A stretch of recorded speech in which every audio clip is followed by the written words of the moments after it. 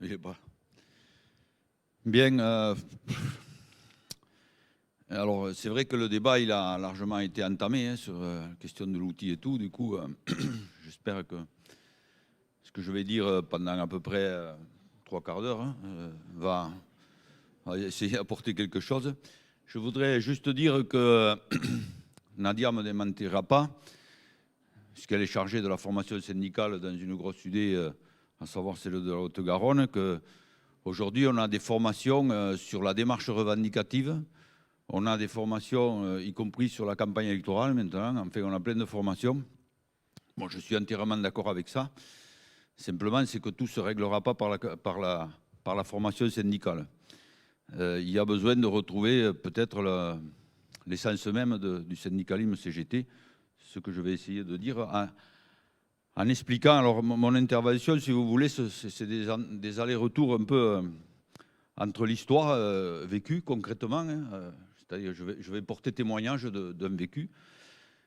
Ensuite, il y a bien sûr l'actualité du moment tel qu'on en débat depuis lundi, notamment sur l'affrontement capital-travail qui redevient un sujet central, au moins dans le camp progressiste, et ce n'était pas trop tôt.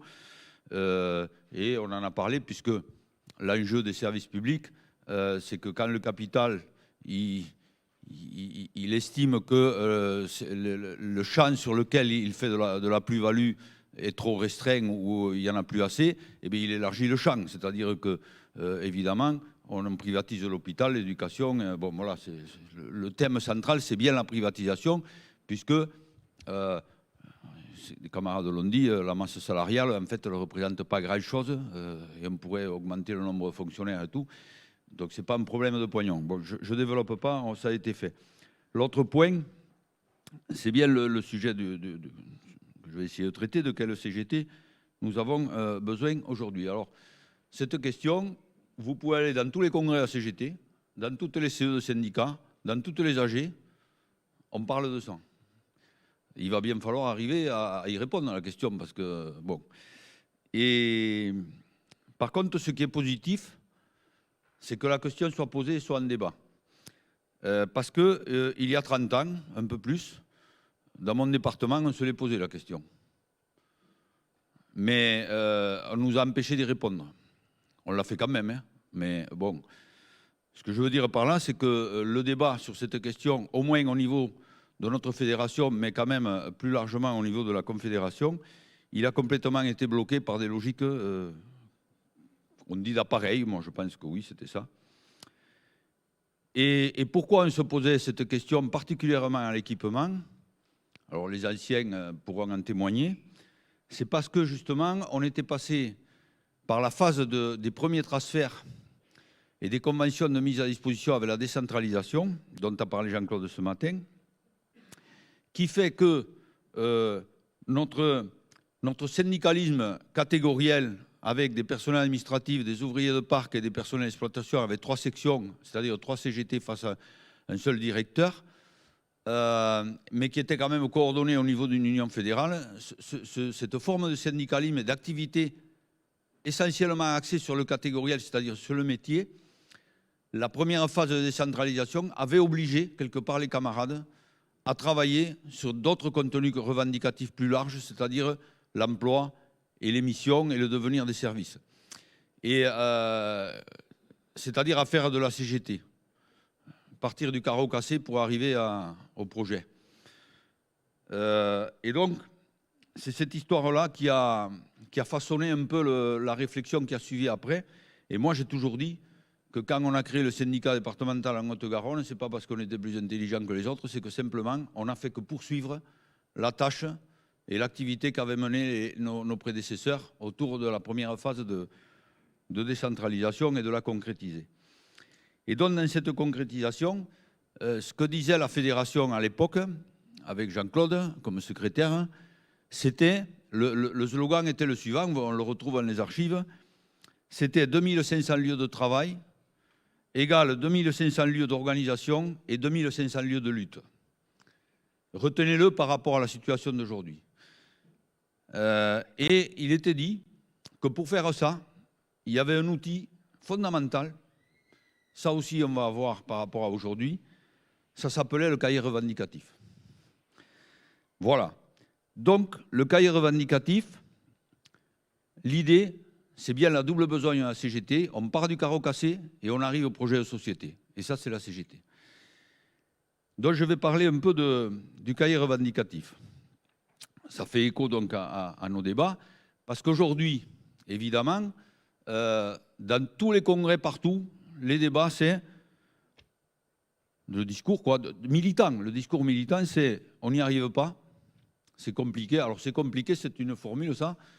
Mais c'est incroyable, quoi. Enfin, on n'a que ce mot-là à la bouche. Je peux le comprendre, hein. Ça traduit quelque chose. Mais les directions nous tapent dessus, elles sont très dures.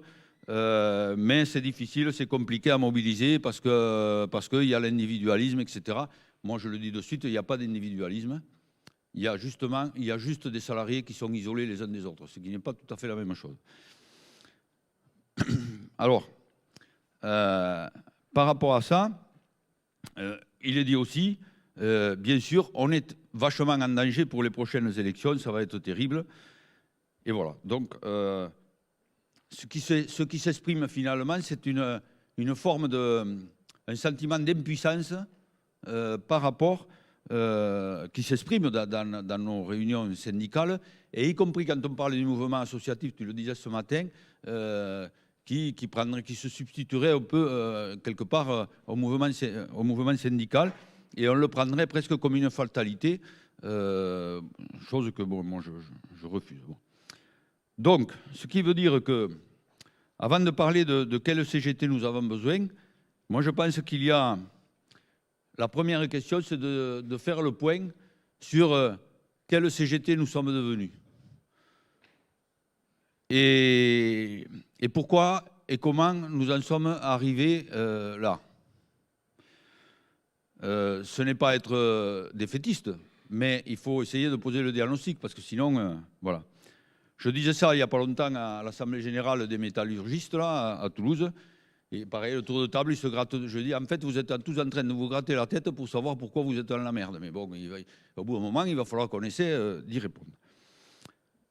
Alors, je vais essayer. Donc, ça conduit à poser la question différemment de ce que je viens de dire. Donc, la vraie question, c'est comment sortir la CGT du piège, j'emploie le mot, dans lequel elle est tombée depuis 68, un peu après, mais enfin, on va dire beaucoup plus depuis les 30 dernières années, et ça s'est accéléré en 2007. Et la seule réponse qu'il y a à cette question, que je vais essayer de développer, c'est le retour aux sources. C'est l'intervention de Nadia au 52e congrès, la CGT, le retour aux sources. Alors, qu'est-ce que ça veut dire, le retour aux sources? D'abord, sur le constat. Sur le constat, il y a un camarade et ami de l'UD31, Stéphane Sirot, qui est historien, sociologue, spécialiste du mouvement social, qui dit que le syndicalisme en général est tombé dans le piège de ce qu'il appelle, lui, l'assignation à résidence professionnelle. C'est-à-dire une limitation de l'action syndicale au métier, voire au cadre de l'entreprise ou de la profession. C'est-à-dire qu'on oublie la partie interprofessionnelle. Et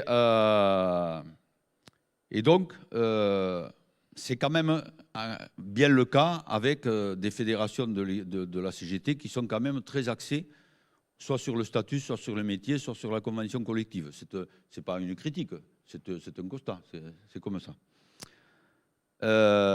L'autre sujet qu'il pointe comme étant le piège, c'est le concept de dialogue social, qui n'est pas inventé par la CGT, ça a été complètement fabriqué, conceptualisé et développé par le patronat. Simplement, ce qu'il y a de malheureux, c'est que même nous, on finit par l'utiliser et à le revendiquer même. Donc, partant de là, il y a un tournant, on va dire, au niveau des années 80 à peu près, où le patronat, enfin le pouvoir, a fourni les armes au patronat pour phagocyter complètement le syndicalisme et notamment la CGT. Alors je vais aller un peu vite parce que bon, mais je vais lire, pour pas avoir à me répéter, je vais lire un truc que j'avais écrit, une contribution que des camarades ont peut-être vue sur le syndicalisme dans une tournée. Alors je tape un peu sur la CFDT, mais bon, ça c'est pas trop gênant, mais simplement c'est que c'est pas l'objet de mon argumentation, mais là pour le coup le texte il est comme ça. Mais alors j'écrivais, derrière ce constat, il faut aussi distinguer le type de syndicalisme CFDT qui tente d'assumer son changement de logiciel en acceptant l'institutionnalisation qui nous place sur le seul terrain du patronat avec 2 points. Premièrement, le dialogue social, concept et terme du patronat et entrée dans le langage syndical, comme je viens de le dire, y compris dans la CGT. Deuxième point, la reconnaissance, ça me paraît important, la reconnaissance uniquement par la représentativité aux élections professionnelles. Ce processus enclenché dès les lois Auroux, ministre de Mitterrand, en 1982, qui, malgré des avancées, portait également le verre dans le fruit, notamment en institutionnalisant la négociation annuelle et donc en la déconnectant du rapport de force au fil du temps, du rapport de force par la lutte. Et donc on y est en plein aujourd'hui, 40 ans après. Ça s'est poursuivi. Bon, après, il y a eu le rapport Combrexel qui préparait ce à quoi on assiste aujourd'hui, c'est-à-dire l'inversion de la hiérarchie des normes, où c'est l'accord d'entreprise qui parle le pas, et ça rejoint complètement l'intervention de Christophe, ce que je suis en train de dire là, ce matin. Et bien sûr, après, le basculement radical avec la loi travail qui a été ensuite transposée, on l'a dit ce matin, dans la loi sur la fonction publique. Donc, c'est un échec. La CFDT l'a assumé ça. Mais c'est un échec parce qu'ils se rendent compte qu'on n'est pas en cogestion et que le dialogue social, ça marche bien, mais au bout du bout, c'est toujours le patronat qui décide, point barre. Donc, la CFDT en fait le constat. Donc, on verra bien comment les choses évoluent. Et donc, je dis aussi, Macron avait préparé le terrain dès l'année 2013, suivi de la loi travail et des ordonnances qui phagocytent complètement le champ d'action syndicale quand il se limite uniquement à la seule représentation, c'est-à-dire que ce qu'il a fait, il a supprimé tous les moyens de peser dans les instances.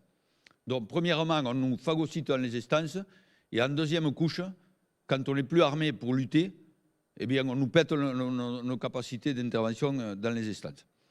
Donc, c'est un, comment dire, ça me semble être le sujet central. C'est-à-dire, pour le capital, il fallait rendre le syndicalisme confédéré, comme notamment celui de la CGT, flou et inutile aux yeux des salariés, tout en aidant à l'émergence d'un syndicalisme de service et catégoriel, parce que les deux sont liés, qui soit circonscrit uniquement aux limites de l'accord d'entreprise, où on verra après ce que ça donne chez nous dans les services.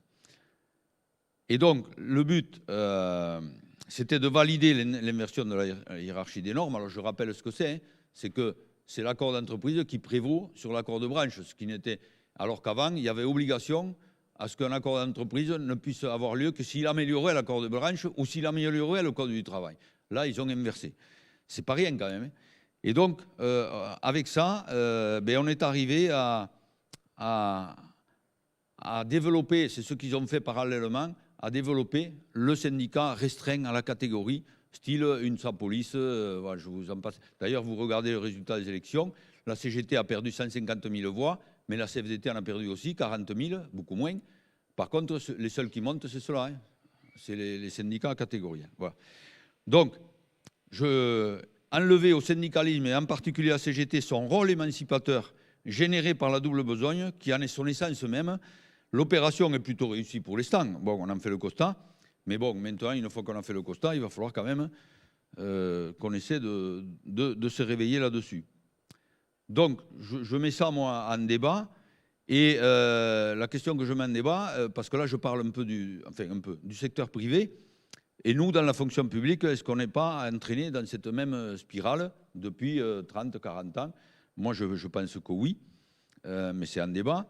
Et c'est vrai que la loi de 2019 renforce le processus. C'est une espèce de fuite en avant. Et donc, je pense que c'est un vrai sujet de débat, c'est-à-dire sur quelle conception du syndicalisme. Alors, d'autant plus qu'on est en train de vivre un paradoxe, parce qu'on fait le constat, tous, que finalement les instances ne servent plus à rien, parce qu'ils ne nous écoutent plus. Enfin bon, on a chacun nos arguments qui sont valables et recevables, évidemment. Que de toute façon, le seul truc, c'est d'avoir un vote contre unanime, mais ils sont reconvoqués après. Voilà. Donc, ça ne sert plus à rien. Ça ne sert plus à rien. Bon, ça ne sert plus à rien dans les conditions du rapport de force actuel. Il faut quand même le préciser. Donc, le grand débat, c'est comment on crée le rapport de force. Mais pour l'instant, je le dis, alors c'est critique, hein, mais bon, on débat. Hein. Bien qu'on dise que ça ne serve à rien, mais je suis sûr que dans les mois à venir, la CGT va être complètement mobilisée, voire même omnibulée par les élections dans la fonction publique, voire la relance du processus électoral dans le privé. Donc, on dit à la fois que ça ne sert à rien, mais on ne pense plus qu'à mener la campagne, à faire... Donc, ça peut paraître un peu comment dire, paradoxal, mais par contre, ça révèle bien le piège dans lequel on est. Et le piège, je vais le donner, je m'excuse, ça risque de faire un peu décorcher les oreilles, mais le piège, c'est que bien qu'on dise ça, on est tenu par les instances parce qu'on n'existe que par rapport à ça. Ça, c'est un vrai problème. C'est-à-dire que les instances, c'est les droits syndicaux et c'est le pognon. Je le dis. Aujourd'hui, moi, quand je vois une fédération de 30 000 syndiqués avec un budget de 5 millions d'euros, je me dis, ils ne doivent pas avoir le pognon qu'avec les syndiqués, d'autant plus quand je vois le niveau de cotisation. Donc, on a un vrai sujet à traiter, parce que c'est les instances qui amènent ça.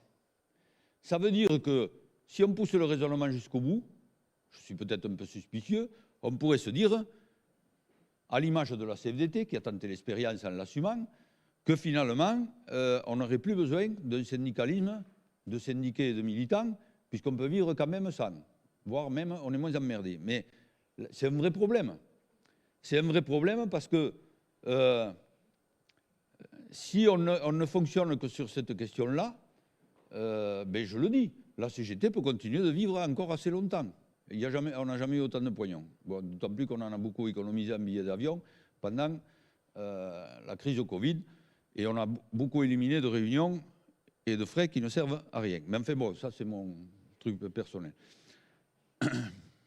Le seul truc, c'est que le bar de Montreuil a moins travaillé, mais c'est tout. Alors, la question avec ça, c'est que on peut vivre comme ça. Mais la question qui sera posée, c'est que ça sera quel CGT qui va vivre. C'est ça le sujet du débat. Et à cette question, moi je propose qu'on réponde, donc je l'ai dit, une CGT de retour aux sources, c'est-à-dire la CGT qui a généré, enfin le retour aux sources, c'est les raisons et l'action qui a généré sa naissance finalement. C'est-à-dire des luttes, des révoltes par profession, par corporation, qui, au bout d'un moment, les salariés se sont dit, on ne va pas y arriver comme ça, il faut qu'on se donne un outil qui nous unisse. Et donc, ils ont créé la Confédération Générale du Travail, avec dans ses statuts le moyen d'action, c'est-à-dire la grève générale ou la généralisation de la grève, c'est-à-dire l'interprofessionnalisation des luttes, ce qui n'est pas la même chose que la convergence des luttes, qui, à mon avis, est un mot, de mon point de vue, ce n'est pas que de la sémantique, politiquement étranger à la CGT. Voilà. Solidaire peut-être, c'est-à-dire la juste position de lutte, et après on dit on va essayer de les faire converger. De mon point de vue, ce n'est pas le rôle de l'organisation CGT, ce n'est pas comme ça que les choses se posent. Mais c'est un point de débat. Je reviens donc à la question de notre fédération à l'époque, dans les années 80, 2500 lieux de travail, 2500 lieux d'orgas, 2500 lieux de lutte, et donc le cahier revendicatif. Alors le cahier revendicatif, c'est bien ça, c'était partir du carreau cassé, de la petite revendication, entre guillemets, pour aller sur le projet. Alors juste, je porte témoignage de mon vécu, mais je ne suis pas le seul. Nous, on avait un syndicat, enfin la CGT à la D231, c'était 500 syndiqués. C'était à peu près 300 agents d'exploitation, une centaine d'OPA et une centaine de personnels administratifs. Bon, au-delà du fait qu'on a créé qu'un seul syndicat et pas 3 sections, sur le cahier revendicatif, moi j'y tiens parce que ça résonne par rapport à l'actualité. ce n'était pas évident. Fabrice l'a dit hier ou avant-hier. Les agents, les copains, ils disaient mais qu'est-ce que tu veux qu'on revendique, nous? Enfin, franchement, si c'est pour revendiquer.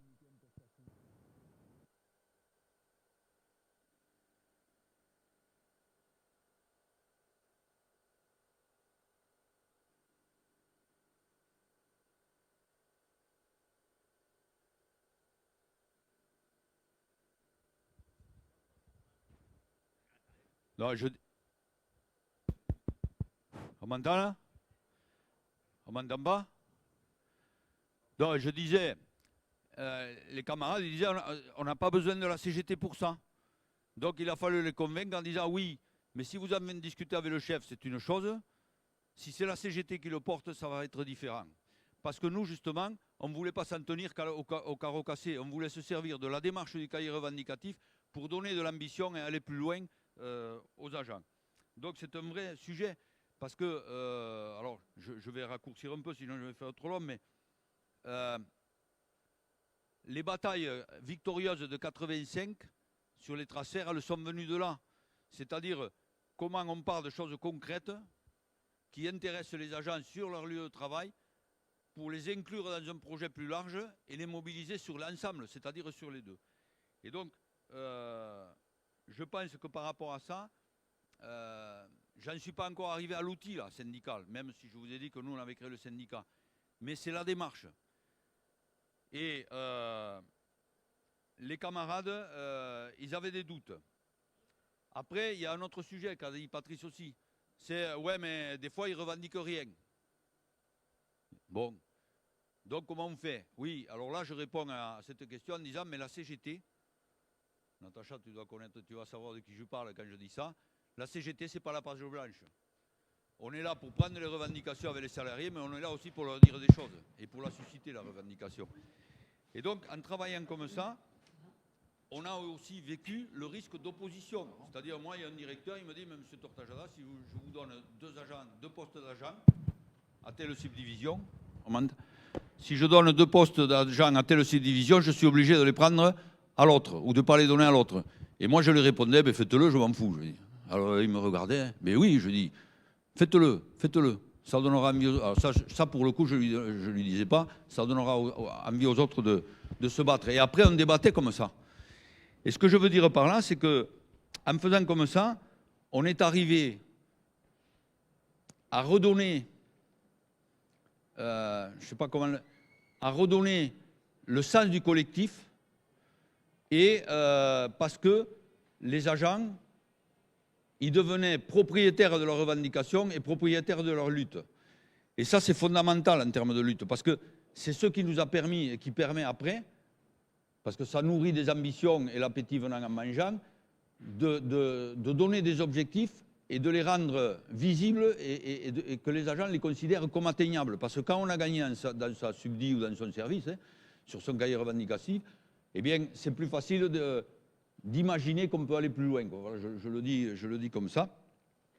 Et donc, c'est comme ça qu'on a réussi à obtenir un truc que moi, j'y suis attaché parce que le premier partage de la DDE, le deuxième en 92, il y avait une mauvaise loi. Et à partir d'une mauvaise loi, on a gagné une amélioration de l'existant et de la convention des investissements du Conseil général, etc., en faisant comme ça. Donc je le livre à votre réflexion. Est-ce que ça nous interpelle aujourd'hui, cette pratique qui était, je le redis, impulsée par la fédération à l'époque? Donc, je le dis, après il faudrait avoir le temps de développer, le cahier revendicatif sur le lieu de travail, c'est le premier niveau de conscientisation politique et il est énorme. Il est énorme. Il est énorme pour les raisons que je viens de dire, c'est qu'il confronte l'agent, il prend en main son avenir avec ses collègues à côté. Donc c'est un outil d'unification et puis d'unification entre catégories, mais plus largement. Voilà, toutes les catégories. Donc voilà. Être propriétaire de sa revendication et propriétaire de sa lutte. Ça me semble quelque chose d'important. Et puis, pour finir, ça donne aussi du sens à la bataille sur ça donne du sens à ce que l'on est en tant qu'agent, en tant que salarié, y compris en son travail. Aujourd'hui, on tient des congrès où on parle du sens du travail, le travail au cœur de... Enfin bon, on nous parle de l'émancipation par le travail, on nous fait tout un tas de discours, mais simplement, moi je pense que ce qui donne du sens du travail, c'est la lutte. Parce que la lutte, ça en donne beaucoup, parce que ça amène à réfléchir, y compris sur son boulot, et à se battre là-dessus. Bon. Sur ce point-là, je retiendrai juste, en termes de témoignage, sur ce processus, bon, parmi tous les nombreux exemples, un qui me marque, bon, moi comme les camarades, c'est qu'en 99, on a mené une lutte de 15 jours sur les effectifs. On a gagné 15 embauches, mais on disait, on veut des effectifs, mais on veut aussi décider pourquoi faire. On les veut. Qu'est-ce qu'on va en faire? Et donc, ça nous a amené sur un projet de la DDE. Bon, je passe les détails. Mais ce que je veux dire, c'est que dans la démarche, ça rejoint, enfin, ça conclut tout ce que je viens de développer. C'est comment on place les agents, et les syndiqués en premier, évidemment, au cœur de l'action. Et puis, derrière ça, il y a la syndicalisation. Bon, on avait fait une centaine d'adhésions de plus. Bon. Mais la question quand on dit que la syndicalisation, elle n'est pas à déconnecter de tout le reste. Oui, parce que on n'a jamais fait vraiment de campagne en tant que telle identifiée de syndicalisation. La question, c'est que quand on mène à la bagarre, c'est d'arriver à ce que la CGT, la CGT, oui, fasse partie intégrante de l'environnement professionnel des agents, qu'ils soient syndiqués ou pas. Ce qui nous amène d'abord à la syndicalisation, oui, mais qui nous amène aussi au résultat des élections. Parce que les élections, moi, en faisant comme ça, je pense qu'il n'y a pas de campagne, quoi. La campagne, elle est permanente. Je veux dire, il faut que ça devienne une évidence pour les agents de voter CGT, voilà. Je le dis comme ça. C'est peut-être exagéré, mais quand même pas tout à fait. Voilà. Et puis, pourquoi je dis ça? Parce que il faut quand même réfléchir où on en est aujourd'hui, parce que ça peut paraître désuet, là, ce que je suis en train de dire, c'est des histoires d'anciens combattants. Simplement, ce que je remarque, moi, c'est que les directions, c'est con, ils se sont appropriés la démarche de la CGT. C'est-à-dire que les directions, ils tiennent des assemblées générales aujourd'hui. Ce n'est pas la CGT qui le fait, mais enfin, on a des AG, alors il y en a maintenant avec le Covid, là. Et puis, aujourd'hui, tout projet de service, ça commence par « Ah, j'ai réuni le personnel, on a discuté, c'est le projet du personnel ». Normalement, ils nous le présentent toujours comme ça. Et puis, c'est pas faux, ils en tiennent les réunions, sauf que ce n'est pas des réunions CGT, elles sont quand même très orientées. Donc, si eux le font, s'ils ont compris que ce que faisait la CGT, c'était bien, ça serait quand même grand temps que nous, on se rappelle que c'était bien aussi, parce que sinon, on va avoir des soucis. Je termine par... Est-ce que aujourd'hui, c'est possible? Moi, je place d'abord, je ne sais pas de quoi, avec l'outil syndical, de quoi sera fait demain la CGT dans la fonction publique de l'État, avec le congrès de l'UFSE, le congrès de la FEDE. Ce que je remarque, c'est que la FEDE, on va tenir un congrès extraordinaire, ça fait quand même le deuxième. Hein. Il y en a eu un en 91 pour dire que ce qu'on faisait, ce n'était pas bien. Maintenant, on va en tenir un autre extraordinaire pour dire que finalement, ce qu'on faisait, ce qu'on a fait il y a 30 ans, c'était bien, donc on fait un congrès pour le faire. Bon, pour créer le syndicat. C'est jamais trop tard, hein. C'est vrai, mais enfin, quand même, je pense qu'on a perdu un peu de temps. Mais, donc, comme je ne sais pas, moi, il y a une question fondamentale, c'est que dans un syndicat, il y a des sections syndicales.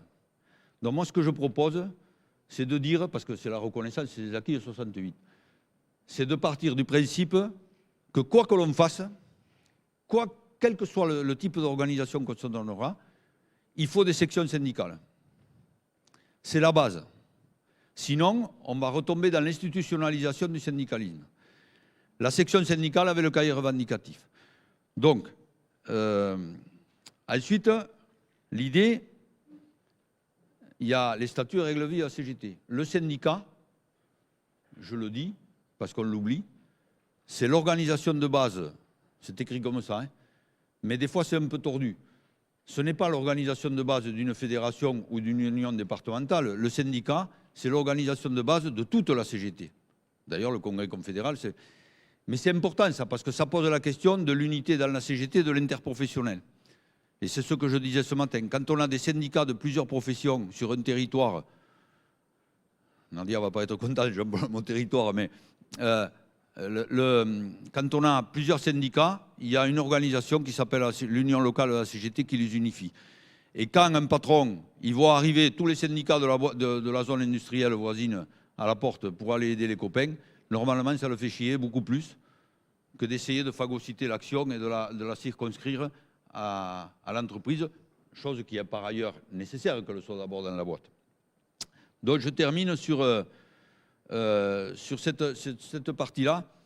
Et après, je terminerai sur un dernier point quand même, sur la lutte, sur le cahier revendicatif tel que j'ai essayé de l'exprimer brièvement, mais bon, un jour je l'écrirai tout ça parce que c'est intéressant, du moins moi ça m'intéresse. Bon, je pense que c'est une expérience qui, ça vaut le coup d'y réfléchir. C'est que la démarche, alors je vais être un peu ému là, parce que moi j'ai toujours pour habitude de dire que la première victoire d'une lutte, c'est la lutte elle-même. C'est-à-dire qu'elle redonne de l'espoir et de la dignité à des salariés où on les en prive. Et les agents de travaux, par exemple, c'était des personnels, ça a été écrit dans les bouquins, qui ont toujours été maltraités et soumis. Et donc, voilà, l'image du cantonnier feignant qui s'appuie sur son balai. Moi, il n'y a pas longtemps, je suis allé des obsèques d'un retraité, et au fin fond de ma Cambrousse, là-bas, et avec mes braves copains paysans, là, et ils m'ont dit, Torta, quand même, tu te rends compte, on bloquait Toulouse, on était fort. Et alors je dis, oui, mais oui, puis toi, tu parlais pour nous. Alors je dis, non, je parlais. Oui, mais toi, tu parlais comme nous, tu parlais pour nous. C'est-à-dire qu'il y avait une espèce d'émulation et de fierté quelque part, même si je n'aime pas ce mot. Mais c'est fondamental dans la période de redonner, de l'existence à des gens. On les en prive. Quand vous regardez les commerces et services aujourd'hui, comment on les traite, ben voilà. Aujourd'hui, on dit, ah ben c'est pas bien. Bon, ils sont retombés à l'anonymat. Alors que si on arrivait à mener des luttes de tous les personnels de caisse, etc., vous verriez quand même que ça serait autre chose. Donc je pense qu'il y a une vraie démarche là-dessus. Et je pense que c'est possible. Parce que les filles du McDo, il n'y a pas longtemps, c'est un truc de fou. Elles appellent la CGT, elles disent non, on va se mettre en grève, nous, bon, parce qu'on n'en peut plus, le patron nous maltraite, etc. On va les rencontrer, on leur dit, dites-nous, mettez-nous par écrit ce qui ne va pas. Elles ne sont pas à CGT. Ben, elles nous ont fait le cahier revendicatif. Et là, il y a un camarade du commerce qui dit, ouais, mais tu comprends quand même, c'est un peu trop long, et puis il faudrait cadrer un peu. Mais je dis, mais tu déconnes, quoi. Je dis, on met tout dedans. Par contre, on va les aider à leur donner. Donc ça veut dire que c'est une note d'espoir de penser que des jeunes, moi je suis en train de m'occuper aussi avec les délibéraux, par exemple, qui ont créé un syndicat, avec les étudiants. Donc c'est pas aussi, il n'y a pas de raison d'être aussi pessimiste que ce colonel un peu trop, à mon avis, parce que je pense qu'il y a du potentiel. Comme j'avais dit au ministre Guesso un jour, je terminerai là-dessus, il m'avait dit, oh, quand même, je trouve que le collègue de la CGT est pessimiste. Voilà. Et je lui avais répondu, je suis ni pessimiste ni optimiste, je suis syndicaliste. Et maintenant, vous allez tenir les promesses que voilà. Donc je vous laisse cette petite conclusion à votre réflexion. Merci.